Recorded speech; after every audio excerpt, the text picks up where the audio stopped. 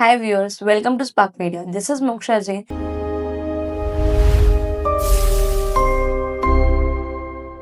ఈ రోజు మనతో ఉన్నారు డాక్టర్ గురుప్రసాద్ గారు, ఫేమస్ కార్డియాలజిస్ట్. సార్ మీ గురించి మా వ్యూవర్స్కి చెప్తారా? తప్పకుండా. అందరికీ నమస్కారం అండి. నా పేరు doctor Guruprasad, interventional cardiologist and electrophysiologist, Dhanya heart care, Chennai. నా speciality electrophysiology and pacemakers, అంటే హార్ట్ రిథమ్ డిజార్డర్స్ అంటారు. అంటే హార్ట్ బీటింగ్, గుండె దడకు సంబంధించిన అతి కొద్ది మంది స్పెషలిస్టుల్లో నేను ఒకరిని.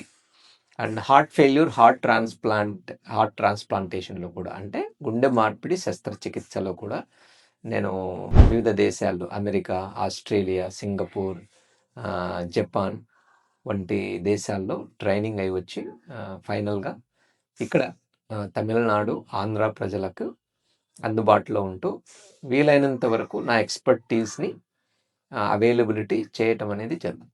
Thank you. సార్, ఒకవేళ హార్ట్ అటాక్ వస్తే బైపాస్ సర్జరీ ఒకటే ఆప్షనా, లేకపోతే ఇంకేమైనా ఆప్షన్స్ ఉన్నాయా? గుడ్ క్వశ్చన్ అండి. 21st సెంచరీలో టెక్నాలజీ పెరిగిన తర్వాత, సైంటిఫిక్ రీసెర్చెస్ తర్వాత గుండెపోటుకి సంబంధించి బాగా ఇంప్రూవ్మెంట్ వచ్చిందండి సైన్స్ అడ్వాన్స్మెంట్స్లో. ఇప్పుడు హార్ట్ అటాక్ అనేది ఎందుకు వస్తుంది? అదే గుండెపోటు అంటాం.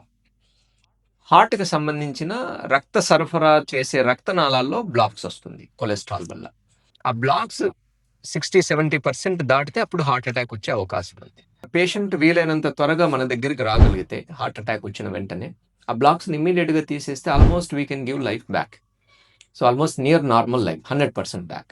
మోస్ట్లీ ల్యాబ్కి తీసుకెళ్ళి కొంచెం పెద్ద సెంటర్స్ ఉంటే ఇమీడియట్గా యాంజియోగ్రామ్ చేసి ఆ బ్లాక్స్ని యాంజియోప్లాస్టీ, అంటే బ్లాక్ని ఓపెన్ చేసి వెంటనే స్టెంట్ చేయడం జరుగుతుంది. దీన్ని ప్రైమరీ స్టెంటింగ్ ప్రొసీజర్ అని పిలుస్తాం.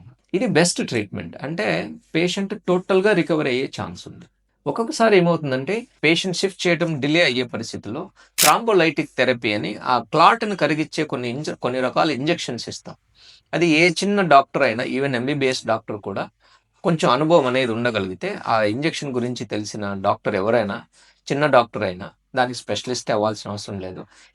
ఈవెన్ గ్రామ వ్యవస్థలో కూడా, ఈవెన్ అంబులెన్స్లో కూడా ఈ ఇంజెక్షన్స్ చేయొచ్చు అనమాట. సో బైపాస్ అనేదే కాకుండా ఈ థ్రాంబోలైటిక్ థెరపీ ఒకటి, యాంజియోప్లాస్టీ, స్టెంటింగ్ అంటే ప్రైమరీ స్టెంటింగ్, ఈ రెండు బెటర్ ఆప్షన్స్ దాన్ బైపాస్ సర్జరీ.